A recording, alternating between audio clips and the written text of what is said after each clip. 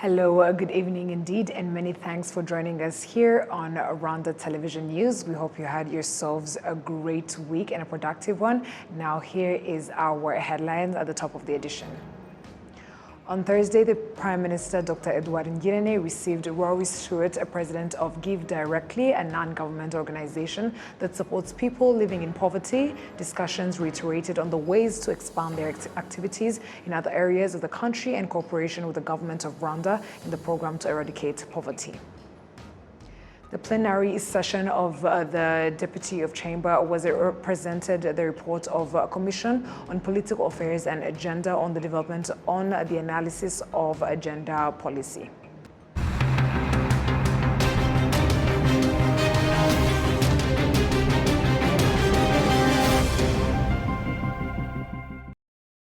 Glad to have your company tonight, coming to you straight from the heart of Africa, Kigali. My name is Martina Abera. Now starting off our bulletin tonight, on Thursday, the Prime Minister, Dr. Edward Ngirente, received Rory Stewart, the president of Give Directly, a non-governmental organization that supports people living in poverty. Discussions reiterated on the ways to expand their activities in other areas of the country and cooperation with the government of Rwanda in the program to eradicate poverty. Olive Nete has more. Give Directly is a non-government organization that works to provide financial support to families living in extreme poverty. According to Rory Stewart, the president of Give Directly, their goal is to partner with the government of Rwanda in activities that aims for people's development. This meeting is about working with the government of Rwanda to provide support to people in extreme poverty. We were very lucky to have a meeting with His Excellency the President, and together we've designed, with the Right Honourable Prime Minister and with other ministers, a joint program where Give Directly, which is the organization that I'm president of, will partner with the Rwandan government to deliver direct support to people in poverty in Rwanda. The idea is that instead of just providing training, we provide them with a cash grant which enables them to really invest in making their lives better. The Minister of Local Government, Musabyimana Jean-Claude, notes that since this organization started its activities in Rwanda, it has contributed to the development of some of the people in the areas where it operates. They discussed with the Prime Minister about the progress of Give Directly program and its achievements because, as you know, it has granted over $100 million, which means that is 100 billion Rwandan francs, in the process of assisting residents in fighting poverty, and also discussions were about looking at their contribution to the new program of eradicating poverty in the country, and they will play an important role in the program in various sectors where they operate, such as Gisagara, Nyamagabe and other areas. Residents that they worked with are a good example of how poverty can be eradicated, and more than 70,000 people have been assisted. And we think that by those examples, we shall also assist other people as well in this new program of eradicating poverty. Give Directly started its operations in Rwanda in 2016 and currently operates in 17 districts in the country. Olive Nete, RTV News. Thank you, Olive Nete, for that report. And now moving on, the plenary session of the Chamber of Deputies was presented the report of the Commission on Political Affairs and Gender on the development on the analysis on gender policy. The report demonstrates the analysis and discussions the committee had with the Ministry of Gender and Family Promotion on understanding the 2021 gender policy. In the report, they included one measurement requesting the Ministry of Gender and Family Promotion to amend Law number 59 of 2008 of September 10, 2008 on prevention and punishment of gender-based violence in less than a year. The chairperson of the committee, Emma Furaha, states that in general, the report demonstrates that the gender policy was well prepared and remains its proper implementation. And the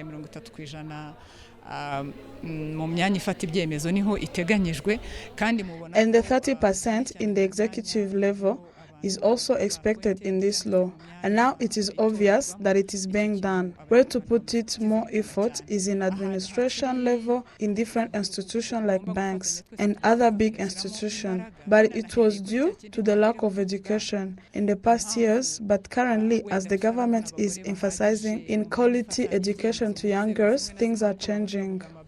The good thing is that the policy is there, the will is there. Teaching young girls is being done and they have a role models, so there is no doubt we might even exceed 30% and be 50% because thanks to the education and empowerment, young girls won't be afraid to conquer the sport. On the occasion to close the African Society of Forensic Medicine conference in Kigali, it was announced that the headquarters of the African Forensic Science Academy will be based in Rwanda. Jessica Agasaro has more on this report. It has been 15 years since Odette Kanesi started talking to her relative who live abroad. They used means of communications like mail, voice message, and more. Most of their discussion was based on transferring the relative's house to Odette Kanesi at the price they agreed upon. To her surprise, Kanesi was summoned by the court for forgery in view of the fact that relatives denied all the documents used in the transfer. While struggling to find evidence to prove her innocence from counterfeiting papers, she found the Rwanda Forensic Laboratory, as she explains. Babwira ikibazo cyanjye bati ibyo bintu turabikora cyane ese ni gute nashobora kugaragaza umwimerere. When I asked them if they could help my case, they told me that they take care of such cases. But I had my doubt of how they could be able to prove that the mails between me and my relatives were real, not fake. They asked for some documents and other requirements, and they used their expertise to verify whether those mails were written between two people since 2008. It was a long time, and they found that we exchanged more than 240 messages, and most of them were related to the negotiation of the purchase of the property. So they made a report for me, which I took to the court, telling them I had new evidence that would help my case. Now the court has given value to the report so that I can get justice. Urukiko rwahaye agaciro iyo raporo ku buryo dutekereza ko nzabona ubutabera. It was also announced that the headquarters of the African Forensic Science Academy will be based in Rwanda. The interim president of the African Forensic Science Academy, Dr. Anatole, reiterates that this is a part of the effort to bring real justice to Africans. Forensic pathologists, forensic scientists, all the different fields that we represent work together to generate valid scientific evidence, valid scientific results that we then hand over to the prosecutors, and they then go to court and prosecute their cases. And so it's important to just understand that we are one part of the system. The judges and the prosecutors are another part of the system, the courts, etc. And so together we work and form a network to serve the people of Africa, to bring justice to the people of Africa. The Minister of Justice, Dr. Emmanuel Ugirashebuja, states that when the justice system uses technology, there is no need for a person to testify anymore. Forensic science provides the criminal justice system with evidence that could be used to convict a suspect, even when an eyewitness is not present. This is extremely key because in the evolution of evidence that is supposed to be adduced before court, there is a time that we had reached where if there was a witness, that witness had to be corroborated by a second witness, and one witness was not enough in order for someone to be convicted. But we've reached a place where science, which is forensic, has led us to a point where even where there's no eyewitness, science can help to convict or even to exonerate someone if that person is innocent. In Rwanda, up to now, 33,133 cases were received in 2018. Many have been acquitted with this evidence, others convicted of the crime they committed and have been punished. Jessica Agasaro, RTV News. Thank you, Jessica Agasaro, for that report. Now, psychologists believe that special measures should be established to help young people because they are among those that are highly affected by the trauma caused by the genocide against the Tutsi in 1994. Jessica continues. One of the effects left by the genocide against the Tutsi in 1994 is the high rate of trauma, which in 1995 was at the rate of over 90%, which was reduced to 30% in 2018, according to the Rwanda Biomedical Center report. Some of the programs that have contributed to reducing the trauma including the Mvura Nkuvure, which aims to heal the wound, to tell the truth about the genocide between the perpetrators and the survivors. Mukaremera Françoise, who survived the genocide, and Bizimana Faustin, a genocide perpetrator, both from Bugesera sector, says that they had the opportunity to be accompanied on the journey to heal the wounds, which also contributed to achieving unity and reconciliation. I have no problem with him. We share drink and food with this old man, but before it wasn't like that at all. We never used to talk to each other, but with this program, Mvura Nkuvure, it helped us. I used to think that it was unfair that I was the only one who went to jail. Even looking at what they have achieved when I was jailed made me not loving being around people. But with Mvura Nkuvure, me and my family realized the good thing about telling the truth, and it gave me the courage of telling my family the truth. This program started as an experiment in the Bugesera district in 2020. It ended in 2022, where it unites genocide perpetrators and survivors as about 7,313 people, including 3,990 women and 3,323 men, were put in trauma healing group. The groups are meant to be contributed toward achieving unity and reconciliation and build the Rwandan community. Kaitare Frank, the Director General of Interpeace, an organization that implemented this program, insists that due to the benefit of these activities, it was necessary to extend this program in other 5 districts of the country. We chose this district with the help of the government institutions, and we measured using the research that the government does on reconciliation and unity.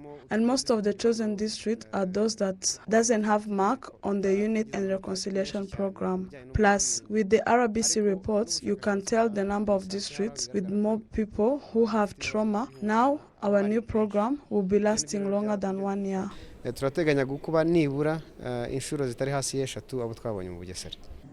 Before accompanying groups to heal the wounds of the genocide began, statistics showed that, in general, about 30% of the genocide survivors over the age of 45 have symptoms of trauma, while young people aged 27 and below, including those who have not experienced the genocide, have trauma at the rate of 16%. This is where the head of the mental health department at RBC, Dr. Jean Damascene Iyamuremye, asked that there should be a special way to take care of young people and listen to their views on fighting the genocide. We think we need to teach them so that they can easily give their views and showing their emotion. This is one of the things that would help us fight the trauma. Analysts emphasize that this program has achieved its objective at the rate of 84% in Bugesera district.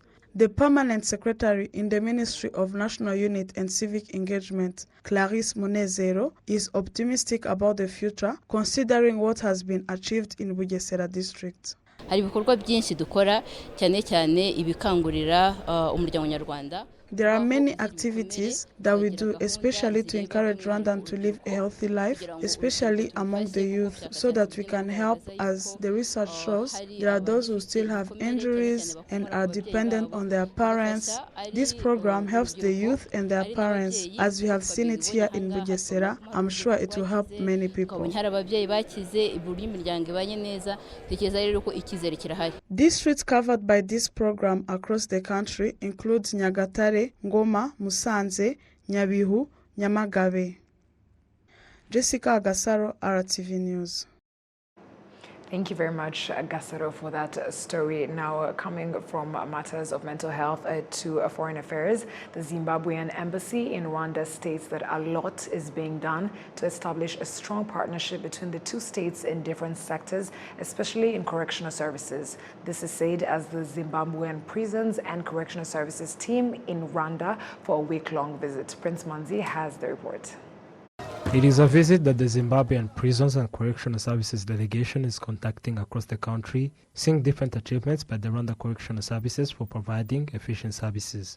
The delegation visited one of the factories of briquettes that are used in cooking in the Rwanda correctional facilities. If introduced in Zimbabwe, it would help in environmental conservation, as explained by the Commissioner General of the Zimbabwean Prisons and Correctional Services, CG Moses Cyril Ngawaite Chihov. I thought of the environment back home, where we are struggling to keep our environment. People are cutting trees for cooking. So that's why it came into mind when I heard that we have a factory which manufactures an alternative for firewood. That is why I have visited it. And I also discussed with the Commissioner General and the Ambassador that if possible, we can do that as a joint venture back home, because we have got the raw material which is there. So it probably, because we have signed the implementation matrix with the correctional service in Rwanda.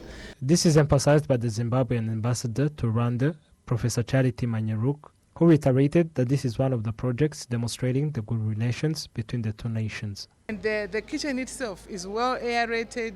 It's a modern kitchen, which is using a lot of innovation technology. We have excellent relations existing between our two great countries, Zimbabwe and Rwanda. And we have had a lot going on. Since we opened embassies in the two countries. There's collaboration that is going on in terms of agriculture, in terms of energy. Energy, I must say, Rwanda and Zimbabwe, they are working together very well to produce electricity in Zimbabwe through, hydroelectric power in Zimbabwe, street lights, and also they are cooperating in the area of drones. There are so many things that we are cooperating on. In the area of tourism, we are working hard so that we can also have single marketing as part of the strategies of exchanging on tourism. And also, human capital. We also have teachers from Zimbabwe that have come here. So we exchange knowledge, we share knowledge, we share experiences. The Zimbabwean Prisons and Correctional Services delegation is in Rwanda for a week-long visit that is to be concluded this Friday. Prince Manzi, RwandaTV News. Thank you, Prince Manzi, for that report. Now, the Institute of Certified Public Accountants of Rwanda, ICPAR, has signed a partnership agreement with the Chartered Institute of Public Finance and Accountancy in England with the aim of improving the professionalism of public accountants in Rwanda. Sam Kalisa has the report. Some of the mandates of the Institute of Certified Public Accounts of Rwanda, ICPAR, include the promotion and development of the accounting profession in the public sector, and it is in this context that this collaboration was established. The goal is to produce a large number of over 8,000 accounting professionals in government agencies. The head of international at CIPFA, Sarah Brin, says a country on the journey of development like Rwanda should enhance advanced performance in all sectors, and accounting is one of the most important. We're absolutely delighted to be working in partnership with ICPAR on this really important project to develop Rwandan public service accountants and to have a long-lasting relationship into the future, ensuring that Rwandan public finance practitioners are working to the best international standards at all times, who are working in the sector. So those people who are working in government, they need to know exactly what they're doing in order to do a good job and enable public services to be delivered. The CEO of ICPAR, Wize Patrick, confirms that this is a unique opportunity for the people who have experience in accounting but do not have qualifications to further their profession. Hari nk'abantu tuzi baba batari CPA There are people we know who have experience but do not have academic qualifications. This institute will greatly help them. There will be a program to help them advance and bear the knowledge that can help them manage the public funds. The agreement will last for 3 years, and both sides are confident that the cooperation will be very useful for Rwandans in the management of public funds.